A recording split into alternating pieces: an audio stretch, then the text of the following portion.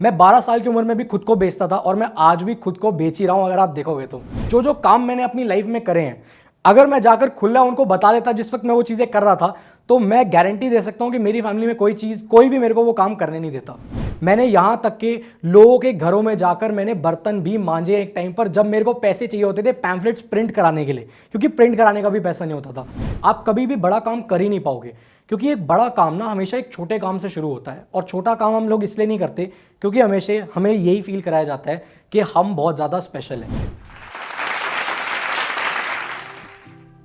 Hello दोस्तों, मेरा नाम है आदित्य और मैं फाउंडर हूँ डिवाइन मीडिया का। बेसिकली हमारी कंपनी काफ़ी सारी चीज़ें करती है। हम लोग बहुत सारी चीज़ें अभी भी कर रहे हैं। मैं एक यूट्यूब चैनल भी रन करता हूँ जो मेरे अपने नाम पर ही है। मैं जिस बारे में बात करना चाहता हूँ उस बारे में अक्सर लोग बात नहीं करते हैं, और वो ये चीज़ है कि जब भी आप लाइफ में कुछ भी करते हो ना, तो हमें ना अक्सर ऐसा लगता है कि हमारी जो वैल्यू है ना वो बहुत ज़्यादा है। मतलब हम सबको घर में ये फील कराया जाता है कि अरे आप तो पापा के बहुत दुलारे हो, आप मम्मी के बहुत ज़्यादा प्यारे हो। मतलब बेसिकली आपको ना हमेशा ये फील कराया जाएगा कि यू आर स्पेशल। लेकिन मेरे को लाइफ में बहुत ही अर्ली स्टेज में ये बात पता लग गई थी कि आप बिल्कुल भी स्पेशल नहीं हो। और यही मैसेज मैं हर एक बंदे को देना चाहता हूँ जिसको भी ये चीज़ लगती है ना कि आप स्पेशल हो, आप एक्चुअली में नहीं हो। और इसका जो रियल रीज़न है ना, इसका रियल रीज़न यही है कि मैंने जब काम करना शुरू किया ना लाइफ में, तो मेरे को जो मेरी एक्चुअल वैल्यू है वो मेरे को बाजार ने समझ आई। जब भी आप मार्केट में काम करते हो ना, आप मार्केट में उतरते हो, तो आपको एक्चुअली में पता लगता है कि आपकी वैल्यू क्या है। आपको जो भी अपने बारे में मिसकंसेप्शंस थे ना कि यार मैं तो बहुत सही हूँ या मेरे को तो ये आता है, ऐसा नहीं होता है। अक्सर बहुत बारी ऐसा होता है कि वो चीज़ सही नहीं होती है। मैंने 12 साल की उम्र से अपनी लाइफ में काम करना शुरू कर दिया। 12 साल की उम्र में मैं अपने स्कूल के अंदर बहुत सारी चीज़ें बेचता था। मैं पेन्स बेचता था, वॉलेट्स बेचता था, परफ्यूम्स बेचता था। और उस टाइम पर जब मैं ये काम करता था ना, तो मेरे को ये चीज़ फील हुई कि मेरी जो वैल्यू है ना वो मेरे को मार्केट ने बताई है। मेरे को जो अपने घर पे फील होता था उससे कोई फर्क नहीं पड़ता। आपको अक्सर आपके पेरेंट्स ये बताएंगे कि बेटा तू बहुत स्पेशल है, तू बहुत अच्छा है, क्योंकि हमारे माँ बाप तो हमसे प्यार ही करते हैं। लेकिन जब आप काम करोगे, मार्केट में उतरोगे, तो आपको मार्केट बताएगी कि आपकी एक्चुअल वैल्यू क्या है। ऐसा क्यों होता है कि हम लोग 24 साल 25 साल की उम्र में जब काम करने जाते हैं और जब हमें मार पड़ती है, मार्केट की ठोकर पड़ती है, तब हमें पता लगता है, हमें बुरा फील होता है। उस टाइम पे हमें बुरा इसलिए फील नहीं हो रहा होता क्योंकि हमें मार पड़ी है या हमें मार्केट में लोगों ने गाली दे दी। हमें बुरा इसलिए फील होता है क्योंकि हमें लाइफ में हमेशा ये सिखाया जाता है, ये समझाया जाता है कि बेटा आप बहुत स्पेशल हो, जबकि ऐसा कुछ नहीं है। और बहुत सारे चैलेंजेस को आपको फेस करना पड़ता है। जब मैं 12 साल का था उस टाइम पर मेरे स्कूल में मेरे बहुत सारे, मतलब मैं किसी ऐसी फैमिली से नहीं आता हूँ जहाँ पर मेरे को बहुत ज़्यादा नीड थी काम करने की, या फिर एक ऐसी फैमिली से नहीं आता हूँ जहाँ पर मुझे ये फील कराया जाए कि नहीं हम तो बहुत गरीब हैं। मैं एक अच्छी वेल टू डू फैमिली से आता हूँ, और हमारी फैमिली में जो जो काम मैंने अपनी लाइफ में करे हैं, अगर मैं जाकर खुला उनको बता देता जिस वक्त मैं वो चीज़ें कर रहा था, तो मैं गारंटी दे सकता हूँ कि मेरी फैमिली में कोई भी मेरे को वो काम करने नहीं देता। मैंने सड़कों पे पैम्फलेट्स भी बांटे हैं, जो चीज़ मेरी फैमिली में शायद उनको अच्छी नहीं लगती, क्योंकि मैं एक बहुत ही अच्छे वेल एजुकेटेड बैकग्राउंड से आता हूँ और एक बहुत अच्छी फैमिली से बिलोंग करता हूँ। जब मैं 12 साल की उम्र में स्कूल में सामान बेचा करता था, तो उस टाइम पे ना मेरी जेब में पैसे नहीं थे वो चीज़ करने के। मैं एक अच्छे स्कूल में जाता था, तो वहाँ पर मेरे पास 8-10 बच्चे आए। एक दिन मैं एक नया सा पेन परफ्यूम स्कूल में लेके गया। जब मैं वो परफ्यूम लेकर गया तो मेरे से बहुत सारे लोगों ने पूछा कि क्या है, बड़ी ज़बरदस्त चीज़ है यार, हमें भी चाहिए।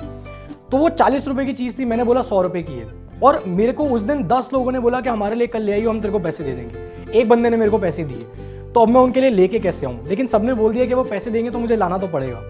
अब जहाँ से मैंने वो चीज़ खरीदी थी, उन भैया का नाम था शक्ति। मैं उनके पास गया, मैंने उन भैया को बोला, मैंने कहा देखो भैया, मेरे पास पैसे तो नहीं है लेकिन मेरे को 10 पीस चाहिए।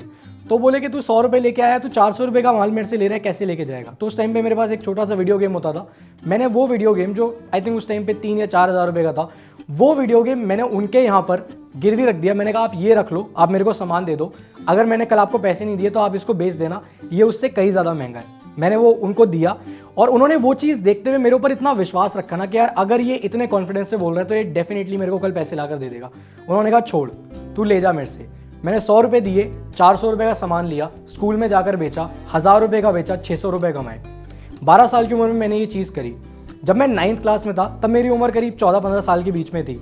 उस टाइम पर मैंने 2.5 लाख रुपए कमाए थे, और ये सारा पैसा मैंने ये सारे सामान इधर उधर की चीज़ें ही बेच कर कमाए थे। लेकिन उस वक्त पैसा संभालना नहीं आता था, तो मैंने बहुत सारे पैसे उड़ा भी दिए थे।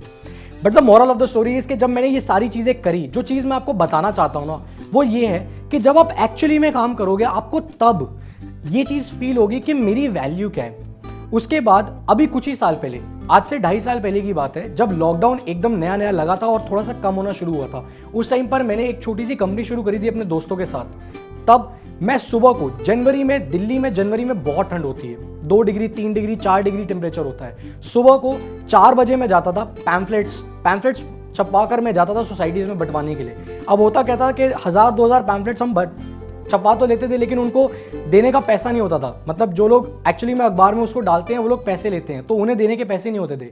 हम वो पैम्फलेट्स वहाँ पर जाकर खुद अखबारों में डलवाते थे, और वो पैम्फलेट्स भी मैंने जेन्युइनली लोगों के वहाँ पर जाकर दिए हैं। मैंने बहुत सारे पैम्फलेट्स सड़कों पर बांटे हैं जब इतनी ज़्यादा ठंड होती थी, और मेरे सामने लोगों ने वो पैम्फलेट्स फाड़े हैं।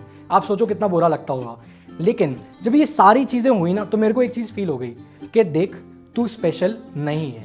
तेरी जो एक्चुअल वैल्यू है वो ये है, जब तुम बाजार में जाते हो, काम करते हो ना, तो मार्केट आपको बताती है कि आप क्या वर्थ रखते हो। आप अपने घर पे कुछ भी हो सकते हो, लेकिन जब आप काम करोगे आपको उसी के हिसाब से पैसा मिलेगा। और आज हम लोग बहुत लकी है, पिछले 1.5 साल में मैंने 1.25 करोड़ रुपए से ज़्यादा कमाया है, एंड डेफिनेटली हम लोग आगे और बहुत ज़्यादा अच्छा करने वाले हैं। लेकिन ये सारी चीज़ें तभी हो पाई जब मैं किसी भी काम को करने से पीछे नहीं हटा। मैंने किसी भी काम को करने से पहले मैं शर्माया नहीं। मैं 12 साल की उम्र में भी खुद को बेचता था, और मैं आज भी खुद को बेच ही रहा हूँ, अगर आप देखोगे तो ये है, लोग ना बेचने से बहुत ज़्यादा डरते हैं। लोगों को लगता है कि यार मैं जाकर किसी को बोल दूंगा या मैं कुछ बेचूंगा तो लोग बुरा मानेंगे। अरे बेचना तो गलत है, क्या फ़र्क पड़ता है, अगर उससे पैसा आता है तो वो चीज़ सही है। बस हाँ ये है कि आप किसी का नुकसान मत करो। मैं बेचने को बहुत ज़्यादा सपोर्ट करता हूँ, और मैं कहता हूँ कि अगर आपको कुछ भी करना है ना, आपको सबसे पहले खुद को बेचना होगा। कहीं पर जॉब भी लेने जाओगे ना, तो इंटरव्यू में जब तक खुद को नहीं बेच सकते हो, कोई आपको जॉब भी नहीं देगा। और आपकी जो रियल वैल्यू है वो आपके काम से डिफाइन होती है। आपको घर पर क्या बोला जाता है उससे मार्केट को कोई फर्क नहीं पड़ता। हो सकता है कि आप घर पे पापा की परी हो या फिर मम्मी के दुलारे हो, लेकिन आपको मार्केट बताएगी कि आप एक्चुअली में क्या हो। क्योंकि वर्क लाइफ आपकी पर्सनल लाइफ से बहुत ज़्यादा अलग होती है, और यही चीज़ मैंने अपनी पूरी जर्नी में सीखी है कि मेरी जो वर्क लाइफ है वो डिटरमाइन करेगी कि मेरे को एक्चुअली में कितना पैसा आएगा, वो नहीं जो मेरे को घर पर फील कराया जाता है। क्योंकि मुझे घर पे हमेशा ये फील कराया गया कि तू बहुत ही सही है, तू बहुत ही अच्छा बच्चा है, and you are really really special. लेकिन जब बाजार में मैंने वो पैम्फलेट्स बांटे ना, और मेरे को लोगों ने मेरे सामने वो पैम्फलेट्स फाड़े, तो मेरे को इस चीज़ का रियलाइजेशन हुआ कि येस, मैं स्पेशल नहीं हूँ, मेरी वैल्यू यही है जो मेरे को बाजार दे रहा है। और आज भी हम लोग जितना भी जो भी चीज़ें कर रहे हैं वो भी इसलिए हो पा रहा है क्योंकि अब वो वैल्यू हमने over the period of time मैंने वो चीज़ डेवलप करी है, वो सामान बेचे हैं, वो सारी चीज़ें, वो सारे एक्सपीरियंसेस लिए हैं, और मैं कभी इस चीज़ से पीछे नहीं हटा। मैंने यहाँ तक कि लोगों के घरों में जाकर मैंने बर्तन भी मांजे एक टाइम पर, जब मेरे को पैसे चाहिए होते थे पैम्फलेट्स प्रिंट कराने के लिए, क्योंकि प्रिंट कराने का भी पैसा नहीं होता था।